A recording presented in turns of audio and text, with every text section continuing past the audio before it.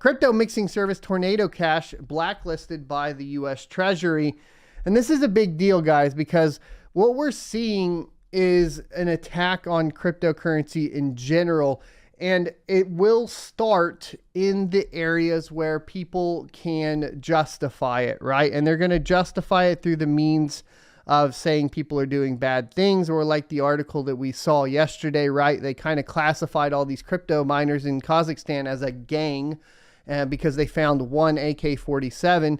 But I'm sorry, like in a third world country like Kazakhstan, I would have expected to find a lot more guns for a gang being busted than one AK-47. Just saying, I think that's a little ridiculous, but they're going to find things like that, right?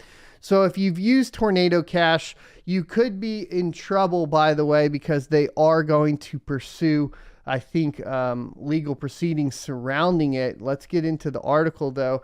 The department barred its use by U.S. persons as a matter of national security because North Korean hackers allegedly used the mixer to launder stolen crypto funds. The Treasury Department has banned all Americans from using decentralized crypto mixing service Tornado Cash. The Office of Foreign Assets Control, a watchdog agency tasked with preventing sanctions violations, on Monday added Tornado Cash to its specially designed nationalist list, a running tally of blacklisted people, entities, and cryptocurrency addresses. As a result, all U.S. persons and entities are prohibited from interacting with Tornado Cash or any of the Ethereum wallet addresses tied to the protocol. Those who do may face criminal penalties. Tornado Cash has been the key tool for Lazarus Group, a North Korean hacking group tied to the $625 million March hack of Axie Infinity's Ronin network, according to the Treasury Department. Blockchain analysts showed that tens of millions of dollars worth of crypto stolen from Ronin flowed through Tornado Cash, which is designed to obfuscate the source of the funds. OFAC previously sanctioned Blender.io, another mixing service that the Treasury Department alleged was used to launder proceedings from ransomware attacks, as well as about $20.5 million in crypto stolen from Ronin. Tornado Cash has been the go-to mixer for cyber criminals looking to launder the proceeds of crime, as well as helping to enable hackers, including those currently under U.S. sanctions, to launder the proceeds of their cyber crimes by covering up the origin and transfer of this illicit virtual currency, end quote, a senior department official said. Since its creation back in 2019, Tornado Cash has reportedly laundered more than $7 billion worth of virtual currency. Ari Redbird, head of legal and government affairs at analytics firm TRM Labs, told CoinDesk that the move is the Treasury Department's largest, most impactful action in crypto to date. The Ronin hackers have repeatedly laundered Ronin proceeds through the Tornado Cash, or through Tornado Cash, according to on-chain data analysis, even after OFAC sanctioned an Ethereum address tied to the Lazarus Group it alleged was related to the hack. According to data from blockchain analytics firm Nansen, Ether deposits on Tornado Cash spiked after Ronin was hacked earlier this year. The average amount of ETH deposited on Tornado Cash eclipsed 220,000 in May and June, according to Nansen. This total was worth $220 billion to $660 billion during that range, data from CoinGecko shows. Overall, some 18% of the total amount of ETH flowing through Tornado Cash in recent months, 167,400 ETH, came from the Ronin hack, according to Nansen. Proceeds from other hacks have also traveled through Tornado Cash, according to blockchain analysis groups like Elliptic, roughly 4,600 ETH, worth around $15 million at the time, stolen from the crypto exchange Crypto.com, was laundered through the mixing service earlier this year. Proceeds from the $100 million hack of the Harmony Bridge were laundered through Tornado Cash, and even proceeds from this month's $200 million hack of the Nomad Bridge moved through the service. Redbird said the sanctioning of Blender.io, which is smaller than Tornado Cash, could be seen as the preview of Monday's action, where OFAC may have hinted that entities allegedly laundering for criminals such as nations as North Korea may be in danger of violating sanctions. When you talk about North Korea in particular, Tornado Cash has been the go-to mixing service, Redbird said. What OFAC is saying is these hacks are more than hacks. They're serious national security risks. It's not just money laundering. It's money laundering that's going to be used for weapons proliferation. What makes the new sanction interesting is that Tornado Cash also has a significant amount of value that flows through it, but is not associated with any illicit activities. Adding the mixer to the sanctions list means all U.S. persons are responsible for ensuring they do not interact with crypto transacted through the service. Quote, I think what we're seeing here from the Treasury is if you're going to allow a lot of illicit activity, we are going to go after you, even if there's a lot of legitimate activity, Redbird said. And that's a problem, because this goes all the way back to as something as similar as like email encryption and the crackdown in the mid to late 90s on encryption, just basically due to the fact that they said, you know, poor or basically criminals were using it, right? And wanting to get in there and expose it all. The problem is as an individual, you should have the right to obfuscate your transactions, not just from nation states or something like that, or to get around taxes, but to also protect your funds, right? So there's a lot more reasons to use Tornado Cash than just to obfuscate it from authorities, but also to obfuscate it from anybody that may be a bad actor that may want to attack you or be aware of whatever proceedings you're going through. Like, this is public blockchain. You should have a way to basically obfuscate if you want. That's my humble opinion. And it doesn't mean that you're a criminal if you do so. Indeed, the U.S. government has spent years warning that crypto mixers may be illegal or aid in illegal activity. Earlier this year, Alicio Evangelista, I think I said that right, former Financial Crimes Enforcement Network, FinCEN, Associate Director for Enforcement, told the industry that crypto service providers should be proactive in blocking transactions from problematic wallets rather than wait for an OFAC designation. Sanctions may not halt Tornado Cash itself from operating. Co-founder Roman Semenov previously told CoinDesk the privacy service was designed to operate without centralized control. While he and his team write and publish code, a decentralized autonomous organization has to approve any changes before they are made.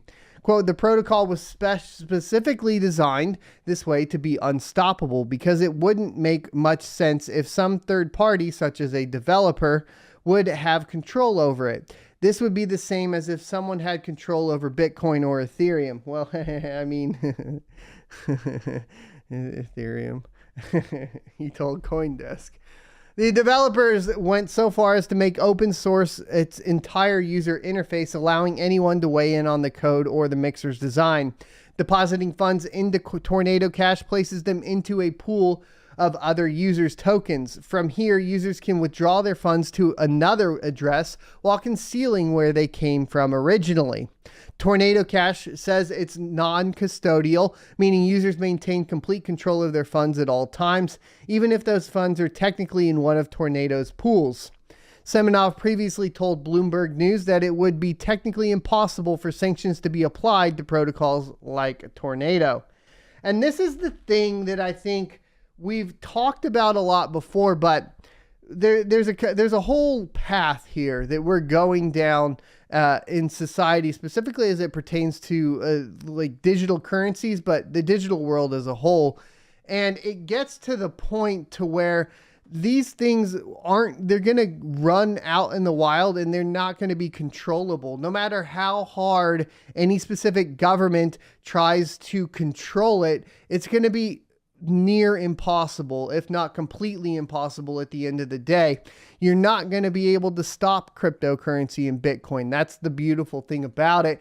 And any of these tools that are open source and truly deployed on the blockchain like this, they're not going to be able to be stopped. It'll always be out there. You can try to punish as many individuals as you want for utilizing them, but you're just going to waste time, money, and resources, and your fiat money that you keep printing on trying to do so. And it's not too dissimilar from the 87,000 IRS agents that we have now that are supposed to be coming along the way to ping people that make under $400,000 for paying more taxes. at the end of the day, it's going to be too difficult for 87,000 people or 87,000 agents, if they can even hire that many, to go audit 30 million people. And then if you get to the point to where you're going to start punishing them and putting them in prison or jail or whatever, all you're going to really do is collapse the economy further, because you're going to be throwing innocent people into prison who were doing work, right? So now you have a society of a whole bunch of people that are in control of it. They have no skills, right? No skills to be a plumber or an electrician.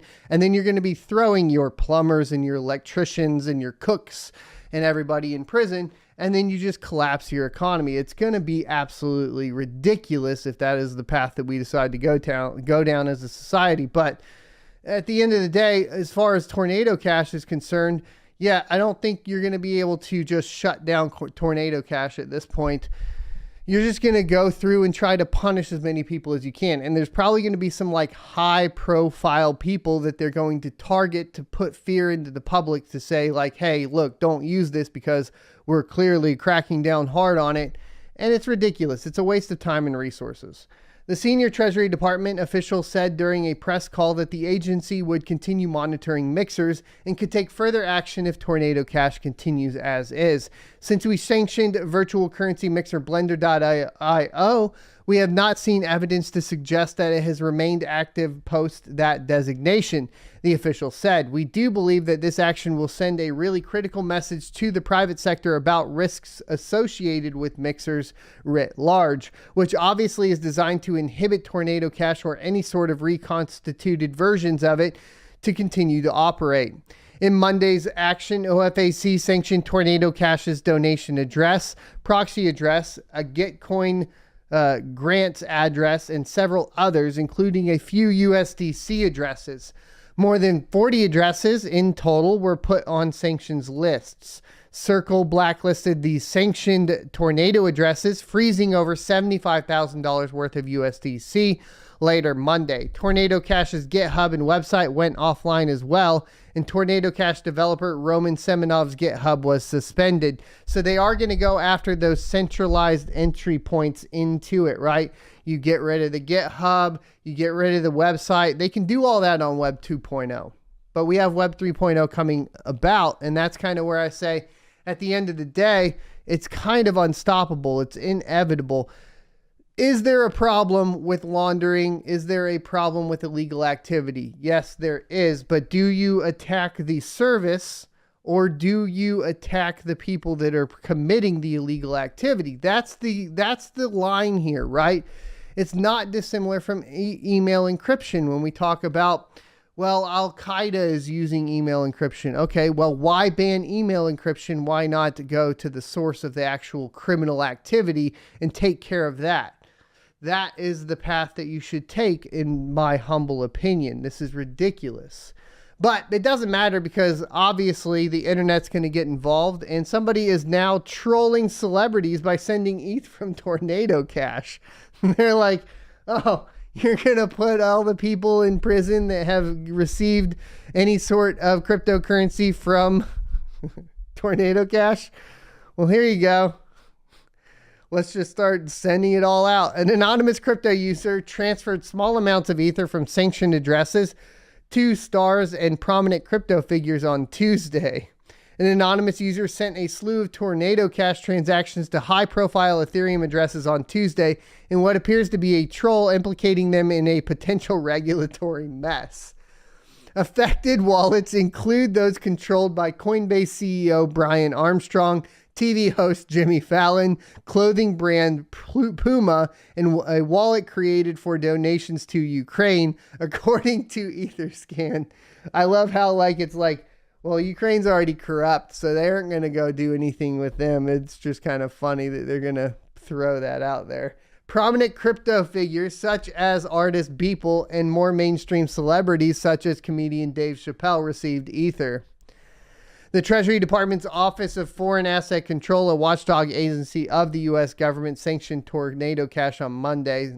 So anyways, that we already got that. A U.S. person includes anyone on U.S. soil as well as any American citizen abroad.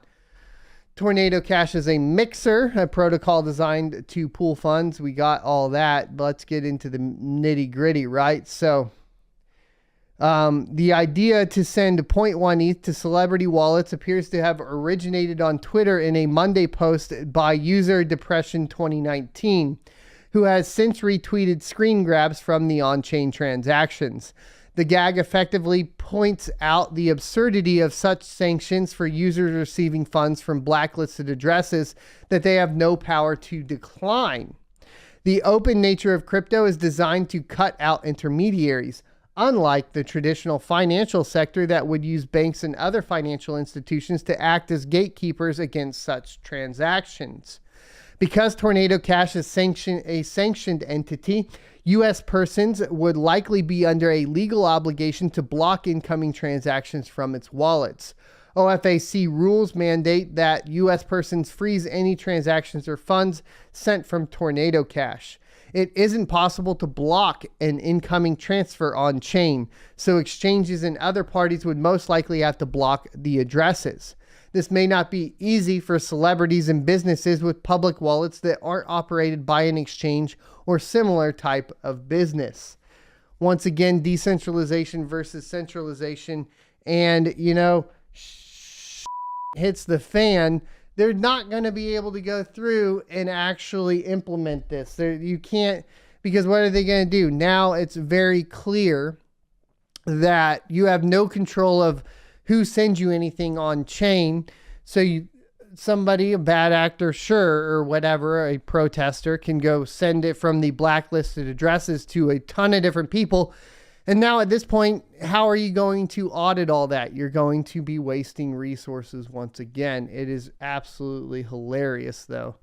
Thanks for checking out this clip from the Crypto Mining Show. You can check out the full episode here or more crypto content down here. Also, I'd like you to check out my locals page at sonofatech.locals.com, where you can become a member for free or choose to be a $5 a month supporter that unlocks additional content.